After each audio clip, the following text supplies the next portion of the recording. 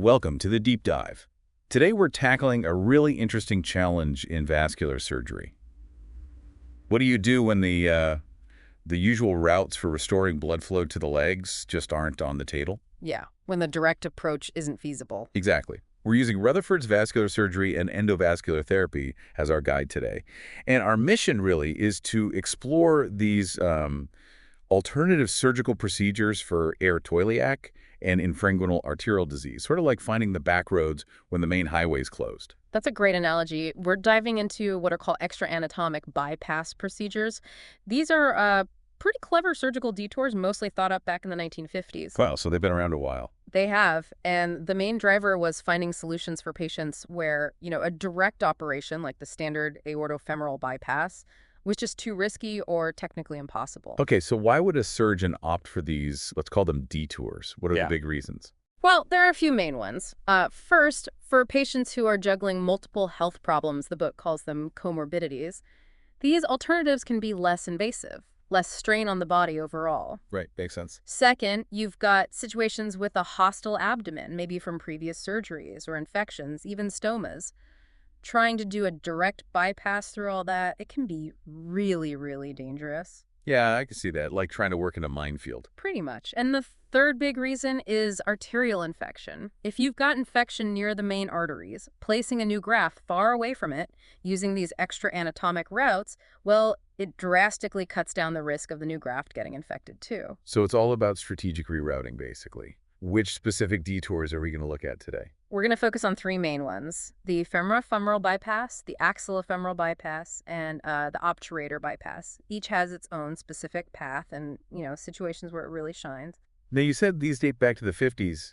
They sound like established techniques, but are they still commonly used today with all the modern tech we have? That's a really key question. They are mature techniques, definitely.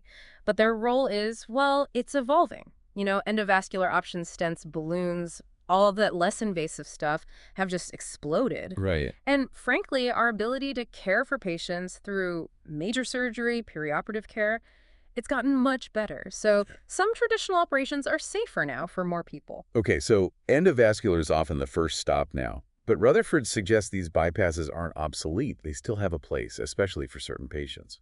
Exactly. The book points out that, people are living longer, so we're seeing more older, maybe more frail patients.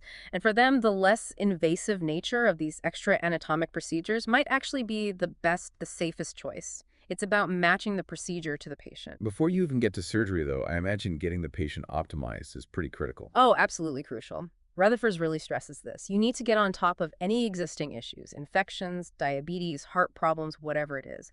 Control them as much as possible before surgery. It really improves outcomes, lowers risks. Unless it's an emergency, I guess. Right, exactly. Urgent situations might limit how much optimizing you can do. And imaging. You need a good map before you start rerouting things, yeah. You absolutely need a detailed map. Preoperative imaging is non-negotiable. Traditionally, that was angiography, catheters and dye. Sure. But CT angiography, CTA, has really advanced, especially the book mentions dual energy CT. It's much better at seeing past calcium in the arteries to the actual vessel lumen. MRI is getting better too. So are there times when these bypasses are just definitely not the right call? Any contraindications? Yes, definitely. Extreme medical risk, maybe someone with a very short expected survival time, and active infection that hasn't been properly treated, that's usually a no-go, though there can be workarounds. Like what? Well, in really unavoidable infection scenarios, you might consider using the patient's own vein, an autologous conduit, or maybe grafts soaked in antibiotics. The obturator bypass specifically is quite involved, so some very frail patients might just not tolerate it. Okay, got it. Let's dive into the first one then. Femoral bypass. What's the basic idea here? Think of it as sharing the wealth, blood flow-wise. You essentially build a bridge, a connection, from one leg's iliac system, the side that has good blood flow, the donor side across to the other leg, the recipient side that needs it. So one healthy artery can supply both legs. That's the core concept. It was first described in 52, and the first big series was published in 1960. The idea is, one healthy iliac artery usually has enough capacity to feed both legs, at least when the person's at rest. And when would you typically use this one? Classically, it was for unilateral iliac disease blockage just on one side. But interestingly, the book notes it's being used more now, often together with endovascular techniques. How so? Well, say the donor iliac artery isn't perfect, maybe it has some disease itself. You might go in first with a stent or angioplasty to improve the inflow on that donor side, then do the fem-fem bypass to send that improved flow over to the other leg. Ah, so it's adapting to the endovascular era. Very much so. And yeah, endovascular advances mean many cases that would have gotten a fem-fem bypass years ago can now be fixed entirely with stents. But it's found a new important role too, Oh. which is an adjunct to something called Aortoiliac EAR, that's endovascular repair for aortic aneurysms, where the stent graft only goes down one leg, the fem-fem connects the other leg. And in that setting, it seems to work quite well, maybe even better than for just blockages. Interesting. You mentioned assessing the inflow artery, the donor side. How do you make sure it can handle the extra demand? Yeah, checking that donor inflow is absolutely vital. If there's any question, maybe some mild disease there, the book suggests using physiologic stress tests, basically pushing the artery to see if it can deliver more blood when needed. Like a stress test for the heart, but for the leg artery. Kind of, yeah, Yeah. using drugs to simulate that demand. Or you might just treat any moderate inflow disease first with endovascular methods. If the inflow is just not good enough, you have to pick a different bypass, like maybe an axillofemoral. And on the receiving end, the outflow.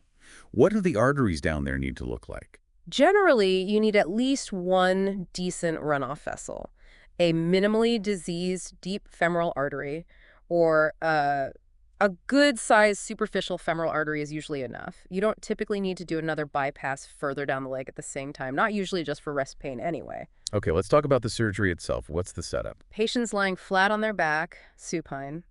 Anesthesia can vary: general, spinal, epidural, sometimes even local with sedation if the patient's right for it.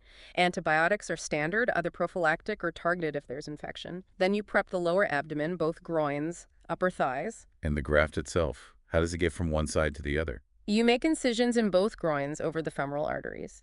Then the graft, usually prosthetic, gets tunneled under the skin and fat between the two incisions. It makes an inverted U shape running just above the pubic bone. Under the skin, not deeper. Usually subcutaneous, sometimes, though less common, it might go a bit deeper retrofascially. But the key is creating that smooth curve superior to the pubis to avoid kinking.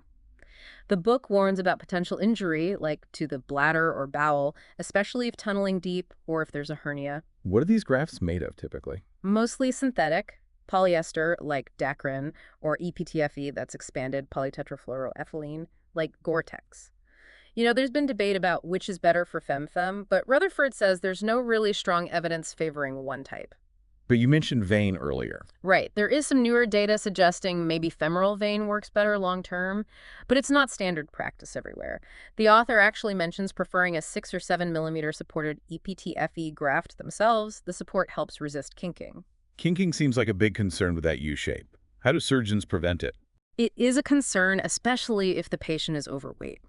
There are tricks. Making the connections, the anastomosis, nice and short. Placing the distal anastomosis, the lower one, maybe a bit further down the femoral artery. And really making sure that tunnel is a wide, gentle arc, not a sharp bend. And what about blood clots during the operation? Standard practice is to give intravenous heparin, a blood thinner, before clamping the arteries. Or an alternative if there's a heparin allergy. Then you carefully choose where to sew the graft based on the imaging and what the artery looks like right there. Usually end of graft to side of artery. Onto the common femoral. Common femoral, or sometimes the deep or superficial femoral, or even bridging across both. Sometimes extending it onto the deep femoral can help outflow and reduce kinking risk. And if you have two surgeons, you can sometimes do both anastomoses at the same time. Saves a bit of time. Once it's all hooked up, how do you know it's working? Immediately after you take the clamps off, you use a sterile Doppler probe. You listen for improved flow on the recipient side, and importantly, check that flow hasn't worsened on the donor side. In the right patient with good inflow, you shouldn't really see a significant steal of blood from the donor leg at rest. What about the state of the superficial femoral artery on the recipient side? Does it matter if that's open or closed for the fem-fem graft to work? That's been debated. Some thought an open SFA would lead to better graft survival, but the author says their experience, and others, doesn't really show a big difference. The main thing is getting good flow into something, either the deep femoral or the superficial femoral. If the opening looks tight, you might even do a patch angioplasty to widen it. Okay. And after surgery, what's the long-term plan? Patients usually stay on antiplatelet meds like aspirin or Plavix long-term. Hospital stay depends on their other health issues. Some healthier folks might go home in just a day or two, and then surveillance. Checking up on the graft. Yeah, usually regular checks with ankle brachial indices, Doppler waveforms, and duplex ultrasound scans of the graft itself. Maybe every 3 months the first year, twice the second year, then yearly if it's stable. The evidence for how often is a bit limited, but it's common practice. In results, what can people expect? Operative mortality, the risk of dying from the surgery itself, is pretty low, usually under 5%, often lower than for a big aortofemoral bypass in similar patients. Now, the long-term patency, how long it stays open, and the hemodynamic boost. Maybe not quite as good as direct aortofemoral. So it might not completely fix claudication, the leg pain with walking? It might not in everyone, but it's almost as good as aortofemoral bypass at preventing major limb problems like amputation. The book quotes maybe a 70% 5-year primary patency for blockages, possibly better when used with that aortoiliac of Weir we mentioned, and it's become a key limb-saving technique if an EVR graft clots off. Why do these grafts fail when they do? Usual suspects, mostly. Technical errors from the surgery itself, disease progressing in the arteries feeding the graft, the inflow, or draining it, the outflow, or stenosis, narrowing right at the connection points, often due to intimal hyperplasia, that's like scar tissue buildup inside the artery. Any complications unique to this procedure? The main one mentioned is that risk of visceral injury hitting the bowel or bladder, particularly if tunneling retrofascially or if there's an associated hernia. So summing up the FemFem, it's a relatively low-risk option for unilateral iliac disease in higher-risk patients. Exactly, a really valuable tool for those specific situations, still an essential skill for vascular surgeons. Okay, let's shift gears to the second detour. Axillofemoral bypass. Where did this one come from? This one also started with patients who were just too high risk for the standard aortofemoral bypass, and it was also used early on as a way to get blood flow to the legs while removing an infected aortic graft. So, same themes. High-risk patients and infection. And those are still the main reasons to use it today. Pretty much. Rutherford's lists 3 main indications now. 1, patients with severe aortoiliac blockages who are physiologically too high risk for direct aortic surgery. 2, infection either in the native aorta, an existing aortic graft, or an aortoenteric fistula, which is a nasty connection between the aorta and gut. Okay. And 3, that hostile abdomen we talked about, too much scarring, infection, or stomas to safely operate directly on the aorta. These sound like really tough cases. Was AxFem ever seen as like a primary option for more routine blockages? You know, there was a time, maybe in the 70s and 80s, where it got some interest as a primary procedure. Some centers used it quite a bit, but it never really became the standard for straightforward cases. There was also a brief period where it was tried with aortic ligation for aneurysms, but that was abandoned because the aneurysms could still rupture. Did surgeons initially prefer bypassing to both legs, axillobifemoral? Yes, for a while the thinking was you needed to go to both legs, bifemoral, to maximize the outflow and help the graft stay open. But later studies showed that going to just one leg, unifemoral, could work just as well in many situations. So now the choice depends on which leg or legs actually need the improved flow. With endovascular becoming so common for aortoiliac disease, has the use of AxFem gone down? Almost certainly. Yeah, with more patients getting stents and with direct aortic surgery becoming safer even for some higher risk patients due to better care, the number of AxFems is likely lower than it used to be. But, and the book stresses this, it's still a critical tool, absolutely essential for those specific challenging cases where other options just aren't viable. Like the FemFem, this relies on a donor artery being strong enough, right? Here it's the axillary artery in the shoulder. Correct. The basic assumption is that one healthy axillosubclavian artery system can supply enough blood for that arm plus one or both legs, at least at rest. How do you choose which arm to use, left or right? Several things factor in. Any chest or abdominal issues might sway you. If future surgery is possible on one side, you might use the other arm. Stoma locations are important. You usually want the graft contralateral to a stoma. Patient sleeping side. Probably not a big factor, the book suggests. Right. If all else is equal, for a unifemoral bypass, you often use the side of the more symptomatic leg. But the big no-no is using an arm that has an AV fistula for dialysis. That can cause or worsen Steele syndrome in the arm. And how do you check that donor arm artery beforehand? You listen with Doppler for a good triphasic signal in the brachial artery, and check blood pressures in both arms. They should be within about 10 millimilli Hg of each other. If not, it suggests a problem, and you'd probably get angiography of the arm and maybe treat any blockages there first. Okay, the surgery itself. What's involved in an AXFEM? Patients on their back again. General anesthesia is pretty much always needed because of the long tunnel required. Sometimes the pad under the back on the operative side helps access. The arm is usually objected out at 90 degrees. And the prep area. It's pretty expensive. Base of the neck, shoulder, down the side of the chest and abdomen, to the groin and upper thigh. Some even prep for potential chest access, just in case, though the author notes they've never actually needed it. For an axillobifemoral, you prep the other groin too. Antibiotics, of course. How do you get to the arteries? Axillary and femoral. Groin exposure is similar to the fem-fem. For the axillary artery, it's usually a cut just below the collarbone, the clavicle. You split the pectoralis major muscle fibers carefully, then dissect out about 3 to 4 centimeters of the axillary artery between the clavicle and the pec minor muscle. And you have to be gentle. The axillary artery is more delicate than the femoral. And the tunnel connecting the armpit to the groin. That's tunneled subcutaneously, just under the skin, usually along the mid-axillary line down the side. This helps avoid kinking at the ribs and changes in length when the patient moves. Modern tunnelers are long enough to do it in one pass, usually. Older techniques sometimes needed a flank incision. Stay superficial. Yes, definitely stay superficial to the abdominal wall fascia. You don't want to accidentally pop into the chest or abdomen. The graft usually goes behind the pec minor muscle up in the axilla. What grafts are used here? Again, almost always prosthetic polyester or EPTFE. And again, no strong evidence that one type is definitively better here. Surgeons often use 2 straight grafts now for an axillobifemoral. Maybe an 8 millimeter supported EPTFE for the main AXFEM part, and a 6 millimeter for the FEM-FEM limb. Sometimes a 6 millimeter is used for the main limb too, trying to boost flow velocity. Any special tricks when connecting to the axillary artery, considering arm movement? Yes, that's critical. You don't want tension on that anastomosis when the arm moves. 2 main things. Place the connection as far medial on the artery as you reasonably can because that part moves less. And second, leave a little bit of redundancy, a gentle curve or bow in the graft up in the axilla, often behind the pec minor. Gives it some slack. For the bifemoral type, how do you connect the second leg?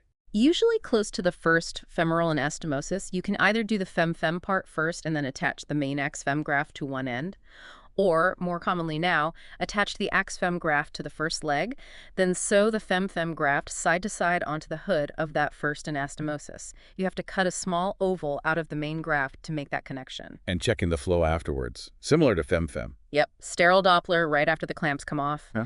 Check for augmented flow in the legs compared to before. And crucially, check the donor arm, make sure the radial pulse is good, maybe check pulse oximetry on a finger. Don't want to cause arm ischemia. How well do these AXFEM grafts work long-term? Well, like the fem-fem, they generally don't perform quite as well as a direct aortofemoral bypass. The ankle brachial index, that pressure measurement, might only get up to, say, less than 0.7 after a good AXFEM, whereas it's often over 1.0 after an aortofemoral. But given the patients getting these, it's often an acceptable outcome and the better choice overall. The book mentions a wide range in reported patency rates. Why such variability? Probably because the patients getting AXFEMs are such a mixed bag in terms of their overall health and risks. But a reasonable ballpark figure for 5-year primary patency might be around 60–70% for occlusive disease. It's a less demanding operation for those high-risk patients with bilateral iliac disease who can't have a fem-fem, or those with infection or a hostile abdomen. But these patients do tend to have shorter survival overall and more limb-related problems down the line. And follow-up. Surveillance. Even less solid data here than for fem-fem, but because the expected patency is lower than for aortofemoral, aggressive surveillance is usually recommended. Regular ankle pressures, Dopplers, GRAC duplex, scans, similar schedule maybe every 3 months, first year, then spacing out. Any specific complications tied more to AXFEM? Disruption of that axillary anastomosis is one mentioned. And also, if the graft clots off, there's a risk of throwing clots into the native arteries. Okay, on to our third and final extra-anatomic route, the obturator bypass. This sounds really unique. Where did it originate? This one was first described by Shaw and Bao back in 1963. The specific problem they were solving was maintaining leg perfusion when dealing with a bad groin infection involving the femoral artery. The idea of routing a graft through that hole in the pelvis, the obturator foramen, had been floated a bit earlier, though. So its main job is bypassing an infected or otherwise unusable groin. Exactly. That's the primary indication. Arterial infection right in the femoral triangle. The book notes their recent experience is often with mycotic aneurysms, infected artery bulges, sometimes after femoral artery punctures for other procedures, or from IV drug use, or maybe infection after previous femoral surgery, or just a hostile groin from surgery or radiation. How's the surgery done? Getting through that obturative foramen sounds tricky. It is tricky. Patients supine again. The whole leg on that side needs to be prepped so it can be moved during the case. Groin and lower abdomen prep too for accessing the inflow artery, usually the iliac artery on the same side. How do you get to the iliac? Usually retroperitoneally, working behind the abdominal lining through an oblique incision in the lower abdomen. Could be transperitoneal too. The outflow target is typically the popliteal artery above the knee or the superficial femoral artery further down, exposed like for a regular fem-pop bypass, sometimes the deep femoral or even lower arteries. Okay, now the tunnel. Through the obturator foramen, how does that work? This is the unique and delicate part. The graft goes through that bony hole in the pelvis, behind the adductor longus muscle in the inner thigh. The surgeon works medial to the external iliac vein behind the pubic bone. You bluntly dissect the obturator internus muscle off the obturator membrane, closing the hole. Then cut the membrane. Right. Carefully incise the membrane, scissors, scalpel, cautery. It can be tough because visibility isn't always great, especially through a smaller incision. You absolutely have to avoid the bladder, the obturator nerve, the obturator artery. Making the cut anteromedially helps reduce risk. And where does the graft end up? It ends up in a space between the adductor magnus muscle behind it and the adductor longus and brevis in front. Then you can tunnel it between the adductor longus and brevis to reach the SFA or popliteal space. How are the connections made? Standard enticide anastomoses like the other bypasses, and heparin during clamping. Graft choice, given the infection risk. Big consideration. Shaw and Bow used polyester originally, but Rutherford strongly recommends using the patient's own vein, autologous graft, whenever possible because of that high infection risk. The author even says they only use vein for these. If no vein is available, well, you might be stuck using prosthetic, but it's definitely second best here. How well do these obturator bypasses hold up? Patency probably isn't quite as good as a standard fem-pop bypass done for non-infected reasons, maybe 50–60% primary patency at 5 years. But in the very specific, difficult situations where you need an obturator bypass, it's often way better than the alternatives, like amputation, and gives decent early results. To surveillance afterwards. Same as for other infraguinal bypasses. Ankle pressures, Dopplers, duplex scans, every 3 months, first year, every 6 months, second year, then yearly, if stable. Specific complications to watch for. The big one is injury during surgery bladder, other pelvic organs because of the challenging dissection near the obturator foramen. So overall, the obturator bypass is really a specialized tool for avoiding a compromised groin. Absolutely essential for that, primarily for infection, but also previous surgery, radiation. And the book suggests we might see it used more often going forward. Why more often? Because of the increase in procedures done through the femoral artery, which can sometimes lead to complications like mycotic aneurysms. And also, sadly, the rise in IV drug use leading to groin infections. Both situations might require bypassing the groin, so while it's not a first-line bypass, it's a critical option for these tough cases. Wow, okay. We've covered a lot of ground on these 3 extra-anatomic routes. Let's try to pull together the main takeaways from Rutherford's. Sure, so all 3, fem-fem, ax-fem, and obturator bypass, they can provide decent blood flow, acceptable patency long-term. And limb loss is pretty rare if the bypass stays open. Right. Interestingly, the obturator bypass seems to perform, hemodynamically and patency-wise, pretty close to a standard below the groin bypass. But it's important to remember, the fem-fem and ax-fem generally don't hit the same high marks as a direct aortofemoral bypass, if that's an option. But as we've really hammered home, these alternatives are absolutely vital for those specific patients who just aren't candidates for the direct route because of comorbidities, infection, hostile anatomy. Exactly. And the reasons we choose them, especially fem-fem and ax-fem, have shifted over time. They're probably done less often now than, say, 20 or 30 years ago, mainly because endovascular options have taken over many cases. But surgeons still need to know how to do them. Absolutely. Still essential skills for dealing with complex problems. And as we just discussed, obturator bypass might actually become more common again because of things like transfemoral interventions and drug use complications. So obturator isn't the everyday leg bypass, but it's indispensable when you need to avoid the groin. Precisely. It's a problem solver for very specific, challenging situations. Well, this has been incredibly insightful. Really fascinating to see how these older surgical techniques are still so relevant and adapting within modern vascular surgery. It really does showcase the ingenuity, doesn't it? How the field adapts to find the best, safest solution for each patient, especially when facing these complex scenarios. Absolutely. So on that note, here's a final thought for you, our listeners, to consider. As medical technology just keeps racing forward, how do you think the role and maybe even the techniques of these alternative bypass procedures might evolve further? How will they adapt to meet the needs of an increasingly complex, often older patient population in the future? Thanks for joining us for this deep dive.